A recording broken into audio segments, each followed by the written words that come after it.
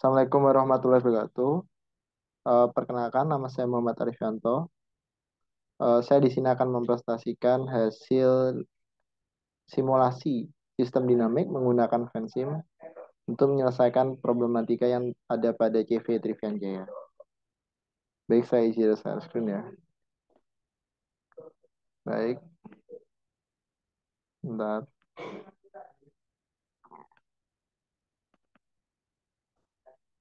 Baik, untuk yang pertama, eh, saya mungkin akan membuka hasil Vensim-nya untuk base modelnya. Oke, kita klik, lalu yes. Sebentar. Udah. Nah, kenapa tidak terlihat? Open model, sis, no. Oh ya, sudah.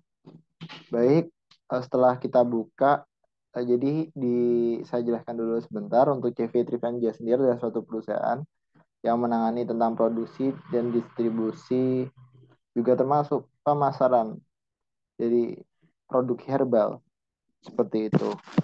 Kemudian eh, diharapkan dengan adanya simulasi atau skenario yang akan diterapkan pada dengan Vensim ini akan menyelesaikan beberapa problem yang ada pada CV Trivianjaya seperti itu. Untuk yang kami analisis nanti ada saldo keuntungan bersih.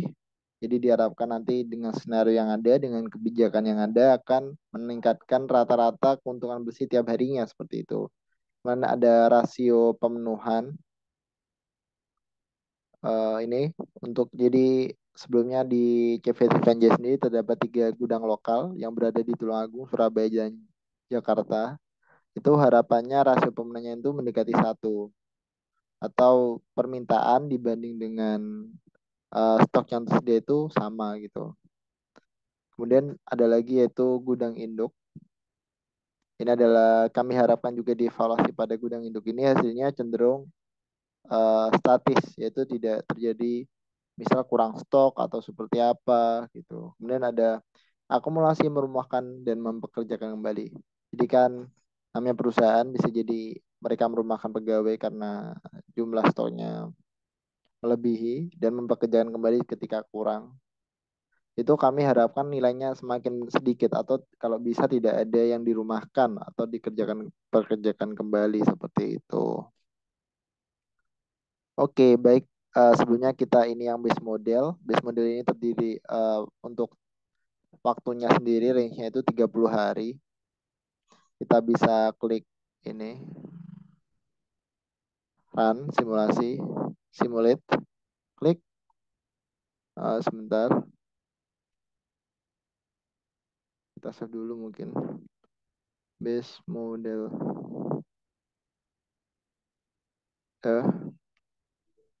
Oh sebentar. Mungkin kita namai dengan nama yang lain.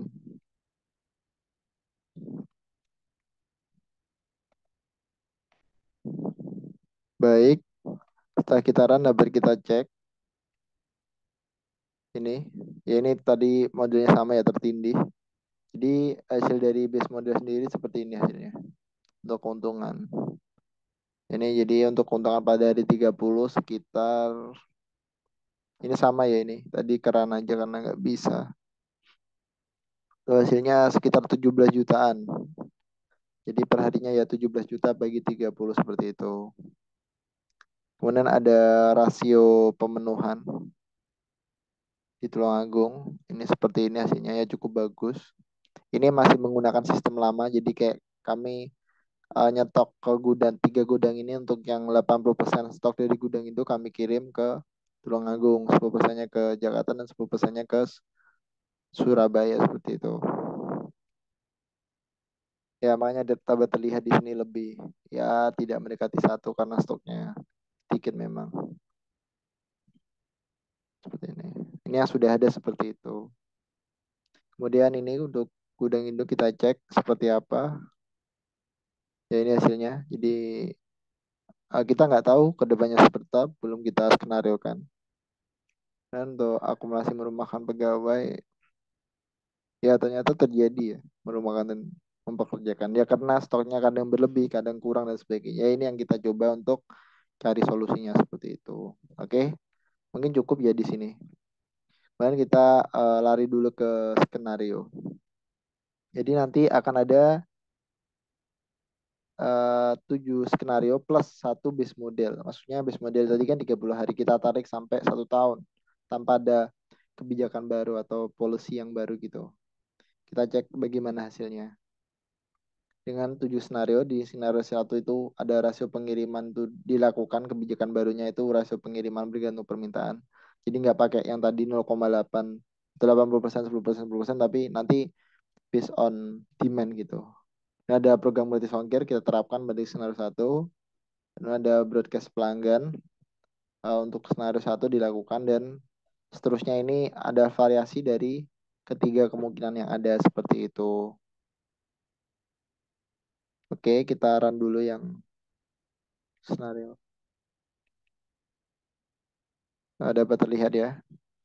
Oke, kemudian dari sini kita dapat run. Oh, sebentar.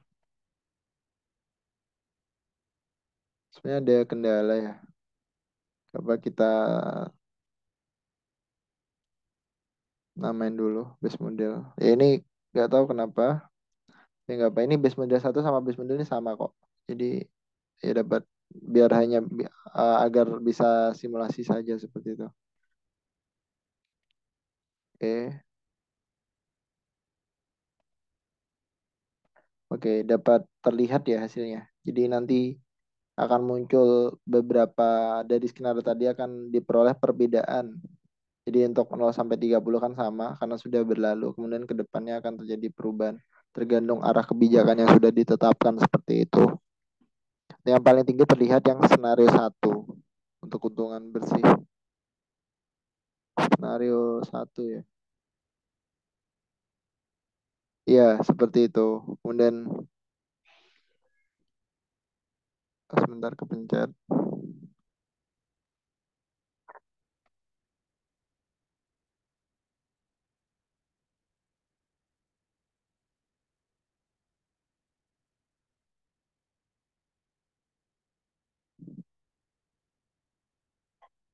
Oh baik, seperti ini hasilnya. Kemudian juga dapat terlihat untuk yang rasio pemenuhannya juga. Ya ini cenderung yang mendekati satu nggak kelihatan ya, nanti jadi dilihat secara grafik untuk mengetahui nilainya seperti itu. Dan untuk rasio juga kita klik juga dapat terlihat. Next dapat dilihat yang ini juga.